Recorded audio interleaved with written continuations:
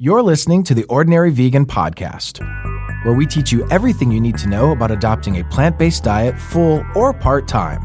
Our goal is to empower you to live a long and healthy life. You can find today's show at ordinaryvegan.net or on iTunes. If you have any questions, please send an email to questions@ordinaryvegan.net. Hello, friends, and welcome to the Ordinary Vegan Podcast, number 19. Today, we're going to discuss heart attack symptoms for women and why women are more likely to ignore them. My name is Nancy Montori, and I have a passion and commitment to improving human health.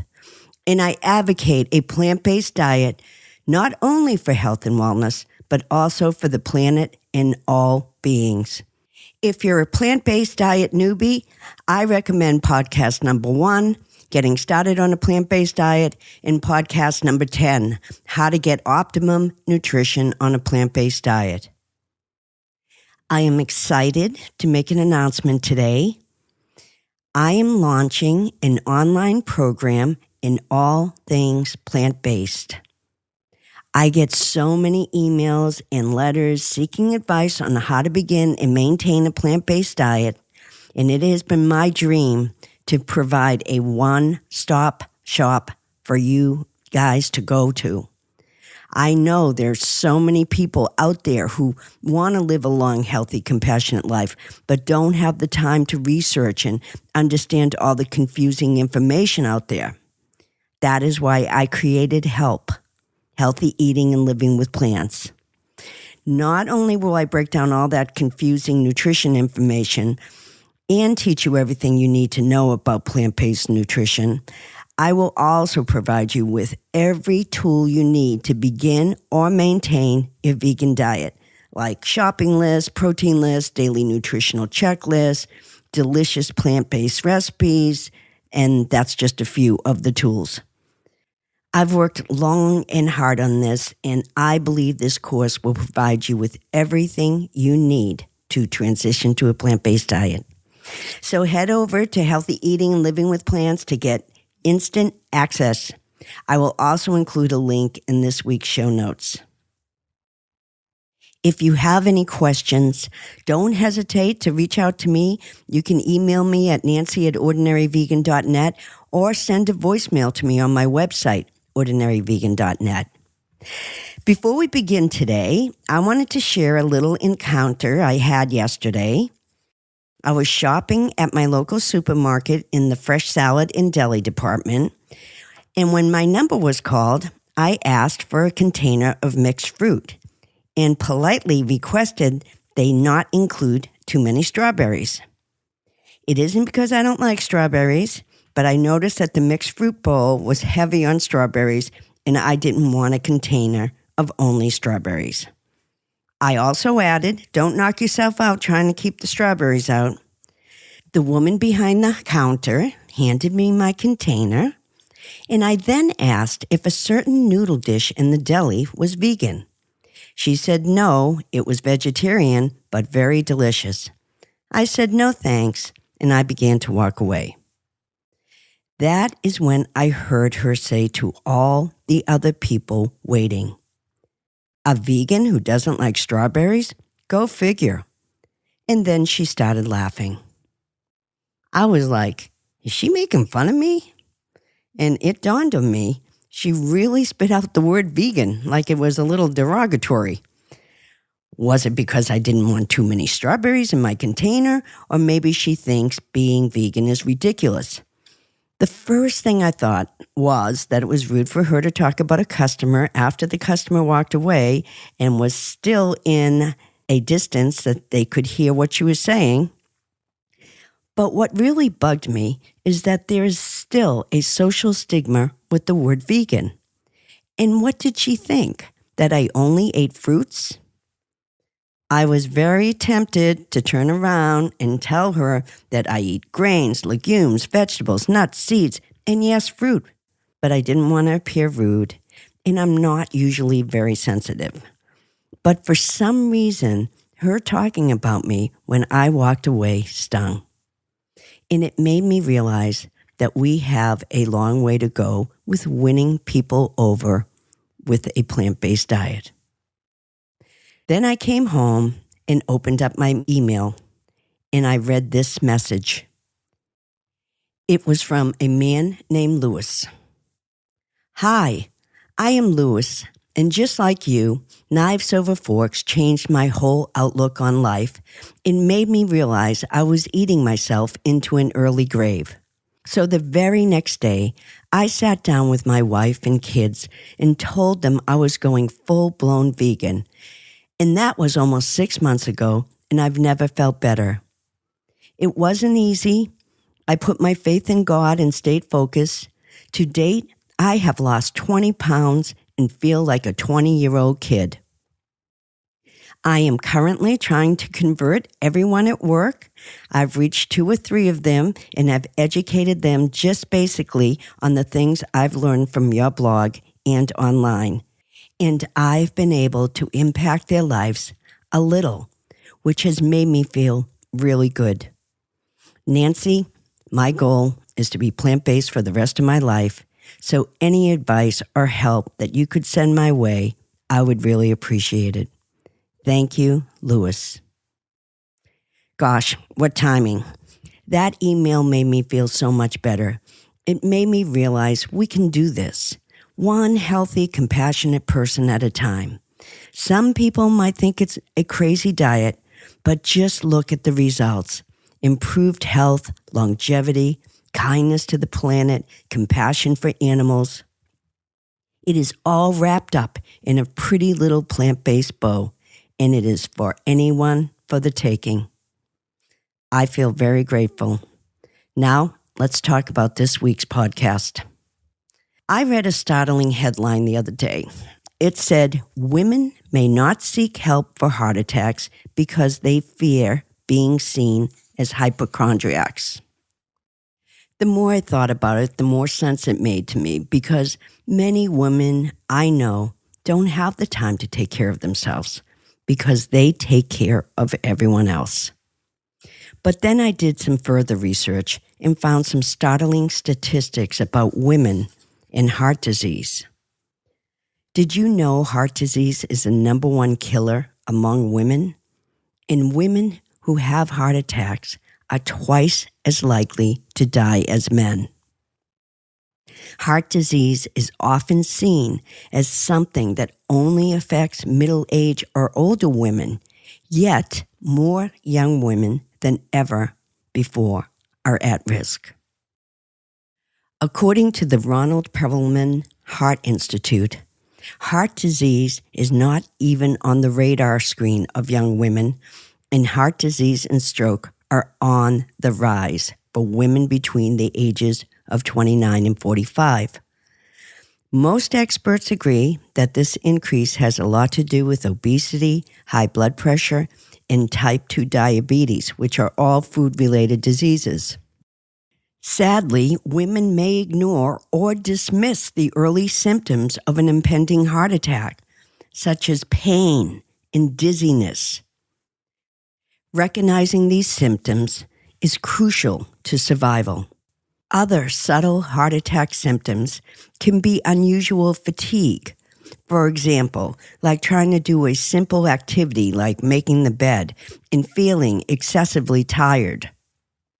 Or sudden sweating or shortness of breath without exertion.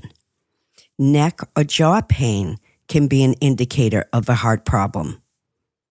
Women, in particular, can have pain in either arm, not just the left one like many men. So it's not just chest pain. While chest pain is the most common symptom of a heart attack, women can have symptoms that aren't related to chest pain at all. In 2015, a study was published in the journal In Circulation, Cardiovascular Quality and Outcomes. This particular study focused on why women delay getting help for heart attacks. The researchers did interviews with 30 women ages 30 to 55 who had been hospitalized after a heart attack. It turned out that many had trouble recognizing that they were having the symptoms of a heart attack, and many of them were hesitant to bring it up. Women and men's heart attacks are much different.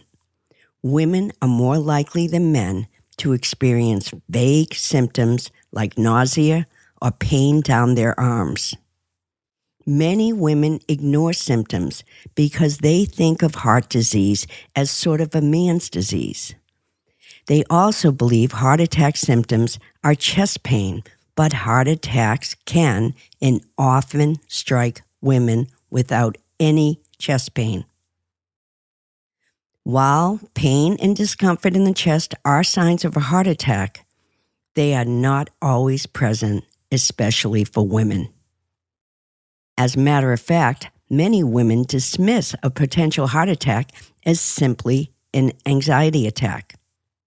Even though heart disease is the number one killer of women in the United States, women often chalk up the symptoms to less life-threatening conditions like acid reflux, the flu, or just normal aging. I want to go back to dizziness because in both men and women, dizziness is an early warning sign that a heart attack might be underway. The problem is caused because the heart stops beating properly, either too fast or too slow, limiting the amount of blood reaching the brain. This can result in dizziness or even loss of consciousness. And that is exactly what happened to Biggest Loser host Bob Harper. He lost consciousness once, but he ignored the symptom, unfortunately.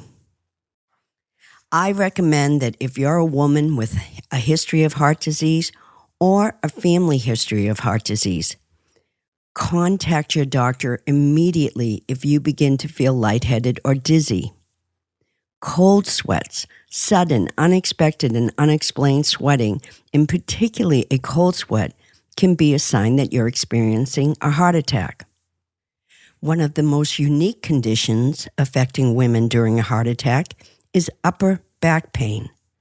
This symptom is far more prevalent in women than men and should be taken very seriously. Some women describe that upper back pain like a squeezing or a rope being tied around them. According to the American Heart Association website, men and women can experience chest pressure that feels like an elephant sitting across the chest, but women can experience a heart attack without chest pressure. And women under the age of 55 years old are 7 times more likely than men to be misdiagnosed in mid-heart attack. This means that women are sent home by doctors who mistake the signs of a heart attack for an anxiety attack. So even if the signs are subtle, the consequences can be deadly, especially if you don't get help right away. Let's go over those heart attack warning symptoms again for women. Uncomfortable pressure, squeezing, fullness, or pain in the center of the chest. Often it lasts more than a few minutes or goes away and comes back. Pain or discomfort in one or both arms, the upper back, neck, or jaw. Shortness of breath with or without chest discomfort. Other signs include breaking out in a cold sweat, nausea, vomiting, lightheadedness, or fainting. If you have any of those symptoms, call 911 and get to the hospital right away. Don't worry about anyone making judgments about this or worrying that you might look like a hypochondriac when you get to the hospital. Make it clear that this is not an anxiety attack and tell them that you may be experiencing a heart attack. Advocate for yourself or bring someone who will advocate for you. Please remember that a woman experiencing a heart attack does not always have obvious symptoms. Now let's talk about how to avoid ever going to the hospital with a heart problem. Heart disease is preventable. The very first thing I would like to say is that if you smoke, quit smoking. Just 1 year after you quit, you'll cut your risk of coronary heart disease by 50%. Also, start an exercise program. Just walking 30 minutes a day can lower your risk of heart attack and stroke. Now let's discuss diet and heart disease. Heart disease is considered a disease of affluence. Diseases of affluence is a term given to selected diseases and other health conditions which are commonly thought to be a result of increasing wealth in society, also referred to as the Western disease. These affluent diseases are associated with diets rich in animal protein and processed food, resulting in obesity, type 2 diabetes, and the number one cause of death in America, heart disease. You might be asking yourself, how can I prevent heart disease? And the answer is as simple as this. The strongest association of heart disease is with blood cholesterol levels. Most people with an average or low cholesterol level will never have heart disease. The single factor for high cholesterol is animal protein. Heart disease can be reversed by giving up animal protein and replacing it with plant protein. Even if your family has a history of heart disease, you can prevent these genes from expressing those negative genetic tendencies by maintaining low cholesterol levels. So, if it's that easy, why aren't Americans willing to change their diets for their health? I can't answer that, and only the person risking their life with food can. All I know is that you can control what is going on in your life right now and lower the risk of experiencing coronary problems. Here is the mantra. Animal foods increase cholesterol, plant foods decrease cholesterol. High cholesterol contributes to heart disease. There is one last thing I would like to talk about. Biggest Loser host and fitness guru Bob Harper suffered a serious heart attack recently while at the gym that left him unconscious and in full cardiac arrest. Harper told news outlets that his heart completely stopped and that he was on the ground dead. In a quick thinking move that probably saved Harper's life, someone at the gym immediately located a defibrillator, which is a device that delivers a dose of electric current to the heart. A person in sudden cardiac arrest has the best chance of survival when defibrillation is delivered immediately. Defibrillators are normally available in gyms and airports and railway stations, recreational campgrounds, and resorts, but most people wouldn't be able to locate one or even know what it looks like. Let's start with what they look like. They are usually hanging on a wall in a white box and say either AED, which stands for Automated External Defibrillator, or just the word defibrillator. There is no reason to be intimidated in using one because it provides step-by-step instructions once it's activated. But the most important action is quickly locating the defibrillator because every minute that is spent retrieving the device can decrease chances of survival. If you or someone you love suffers from heart disease, you should always keep an eye out for where this defibrillator is located, especially if you work out in a gym. Like women, many heart attacks for men start slowly, and knowing the early warning signs is critical for treatment. Bob Harper has repeatedly said he wished he hadn't ignored one crucial early warning sign, and that was dizzy spells. He fainted one time in the gym and started having dizzy spells. He said he kind of overlooked them and adapted.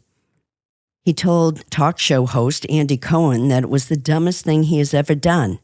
He also said that he would never work out in a gym that doesn't have people certified in CPR and that don't have defibrillators. So please, all you men and women out there, pay attention to anything unusual that is going on in your body. If you have a history of heart problems or a genetic history, always be aware of even the most minor symptoms like shortness of breath, dizziness, or cold sweats. Know where the defibrillator is located in places you frequent and point it out to a friend. For coronary heart prevention, immediately begin to add heart-healthy, plaque-destroying foods to your diet like fiber-rich fruits, vegetables, lentils, beans, whole grains, nuts, and seeds. Studies have shown that every extra gram of fiber per day can potentially give you a 1% drop in stroke risk. So just think, if you upped your fiber to 30 extra grams a day, you would have a 30% less risk of heart disease. It is that easy. 1 cup of cooked lentils or black beans have 15 grams of fiber. You could add these to a salad or have them as a soup. Add a green vegetable to your diet daily, like broccoli or Brussels sprouts, which have approximately 5 grams of fiber per cup. Increase your berry intake to a cup a day of raspberries or blackberries that have approximately 8 grams of fiber per cup. All you need to do is start getting into the habit of adding fiber to your diet every day to help prevent heart disease. Now, it's time to head into Ordinary Vegan's kitchen for a heart-healthy, plant-based meal. I always recommend to choose fruits and vegetables that are in season to save money, and produce that has been allowed to fully ripen in the sun tastes outstanding. I thought we should celebrate some of the vegetables that are available to us the month of May. That includes asparagus, spring peas, broccoli, and artichokes. Today, I thought we would focus on artichokes. Most people are a little intimidated to cook their own artichokes, but they are very simple to prepare. You might be surprised to learn this, but artichokes are in the top 10 list of antioxidant foods. Antioxidants is any substance that inhibits oxidation. Oxidation wreaks havoc on our body by accelerating aging, breaking down tissues, and damaging our cells. Antioxidant foods like artichokes help our bodies produce free radicals to fight oxidation. Not only that, 1 artichoke contains 10 grams of fiber and is high in folic acid and provides minerals like potassium, calcium, iron, and zinc. So artichokes are one of the healthiest foods you can consume. Now let's go into Ordinary Vegan's kitchen and prepare an artichoke. Take your fresh artichokes and rinse them well under cold water. Next, with a sharp serrated kitchen knife, cut about 1 inch from the top of the artichoke. Then trim about a 1/2 inch off the stem. Sometimes we remove the entire stem to help it sit up on a plate, but always remember the artichoke stem is a continuation of the heart, so I don't cut it off unless I need to. Next, you can take scissors and snip off the thorns on the top of the artichoke petals. This step is optional as the thorns tend to soften with cooking. Then rub the cut portion of the artichoke with half a lemon wedge to prevent it from browning. Or you can make a lemon bath of lemons and water and soak your artichoke for a minute or 2. Then just spread open the petals slightly and they are ready to cook. I like to simply steam them. All you have to do is put a couple of inches of water in a large pot. I often add a clove of garlic, lemon slices, maybe a bay leaf or rosemary into the water for additional flavor. Then place the artichokes on top of a steaming basket. Cover the pot and bring it to a boil. Reduce the heat to a simmer and cook until the outer leaves can easily be pulled off. This can take from 25 to 40 minutes. Artichokes can be eaten cold or hot, but I like them hot with a dipping sauce of vegan mayonnaise with a couple squeezes of fresh lemon and some chopped fresh dill. The best part of eating an artichoke is that it is leisurely. You can take your time and really enjoy what you're eating. And for those of you who have never eaten an artichoke, You start by pulling off an outer petal. Then you dip the base of the petal into your favorite sauce. Then gently nibble or scrape off the tender bits of the bottom of the leaf by putting the leaf in your mouth, closing your teeth on it, and pulling the leaf outwards. The good part will easily detach. Continue until you get to the smaller center leaves that don't have much to scrape off. This fuzzy center is called the choke. Don't eat it. Just remove the choke using gentle strokes with a fork or kitchen knife until you're down to the heart, the most prized portion. And then you just cut into that heart, and it is absolutely delicious. So, the next time you see some fresh artichokes, don't be scared. It's just an artichoke, and you will be very happy that you gave it a shot. I hope today's podcast makes a positive difference in your life. I am deeply passionate about changing the way you look at food, and I hope I'm doing a good job. If you have any questions or feedback at all, send me an email at questions@ordinaryvegan.net, or you can also record a live question or message to me on my website, ordinaryvegan.net. Just hit the black record button. If you enjoyed today's podcast, please give it a rating or comment in iTunes, because the more reviews it gets, the more prominently it gets featured on iTunes. Please join our healthy, vibrant community on Facebook at Facebook.com/ordinaryvegan. We are 311,000 strong, and our community members love to help and support each other. So I hope you can join us. You can find today's show notes and all my recipes at ordinaryvegan.net. Well, that's it. Thanks so much for joining me today. Until next time. Thanks for joining our plant-based community today. Together, we can accomplish great things. Please subscribe so you don't miss any of Ordinary Vegan's recipes and plant-based tips. If you have any questions or feedback, email us at questions@ordinaryvegan.net. Until next time.